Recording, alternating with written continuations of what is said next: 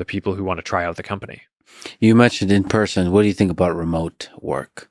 A topic that's been discussed extensively because of over the past few years because of the pandemic. Yeah, I mean, I think it's a thing that's here to stay.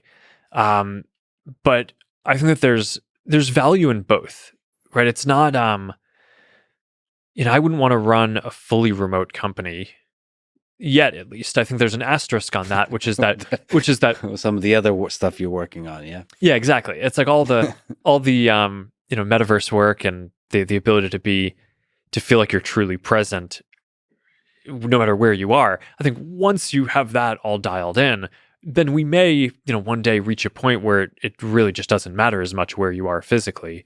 But I don't know, today it still does, right? So yeah, for people there are all these people who have special skills and want to live in a place where we don't have an office. Are we better off having them at the company? Absolutely. Right. And are a lot of people who work at the company for several years and then, build up the relationships internally, and kind of have the trust and have a sense of how the company works? Can they go work remotely now if they want and still do it as effectively? And we've done all these studies that show it's like, okay, does that affect their performance? It does not.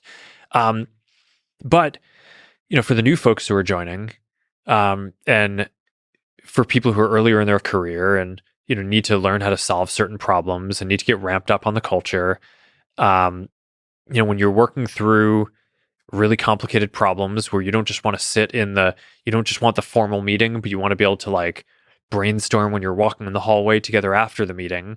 I don't know. It's like we just haven't replaced the kind of in-person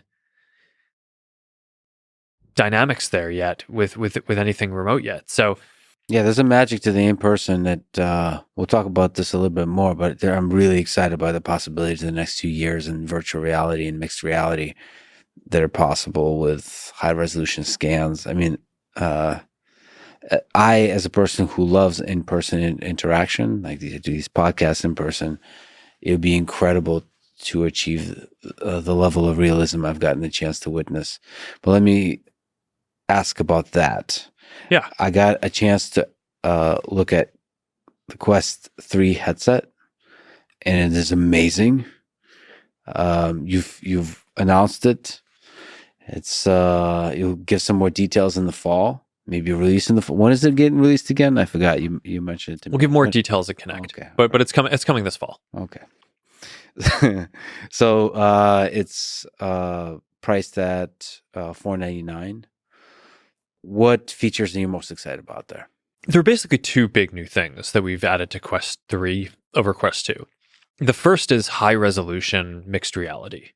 And the basic idea here is that you can think about virtual reality as you have the headset and like all the pixels are virtual and you're basically like immersed in a different world. Mixed reality is where you see the physical world around you and you can place virtual objects in it, whether that's a screen to watch a movie or a projection of your virtual desktop, or you're playing a game where like zombies are coming out through the wall and you need to shoot them.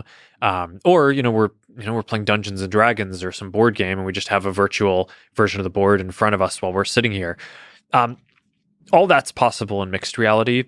And I think that is going to be the next big capability on top of virtual reality. It is done so well.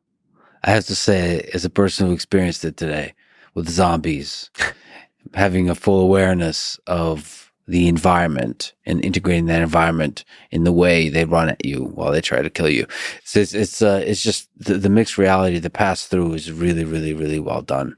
And the fact that it's only $500 is really, it's well done. Thank you. I mean, I'm super excited about it. I mean, we put a lot of work into making the device both as good as possible and as affordable as possible, because a big part of our mission and ethos here is we want people to be able to connect with each other. We want to reach and we want to serve a lot of people, right? We want to bring this technology to everyone, right? So we're not just trying to serve like an elite, a wealthy crowd. We want to we really want this to be accessible. So that is in a lot of ways an extremely hard technical problem because we don't just have the ability to put an unlimited amount of hardware in this. We needed to basically deliver something that works really well, but in an affordable package. And we started with Quest Pro last year. It was it was $1,500. And now we've lowered the price to $1,000. But in a lot of ways, the mixed reality in Quest 3 is at an even better and more advanced level than what we were able to deliver in Quest Pro. So I'm really proud of where we are with Quest 3 on that. It's going to work with all of the virtual reality titles and everything that existed there. So people who want to play fully immersive games, social experiences, fitness, all that stuff will work. But now you'll also get mixed reality too, which I think people really like because it's sometimes you want to be super immersed in a game, but a lot of the time, especially when you're moving around,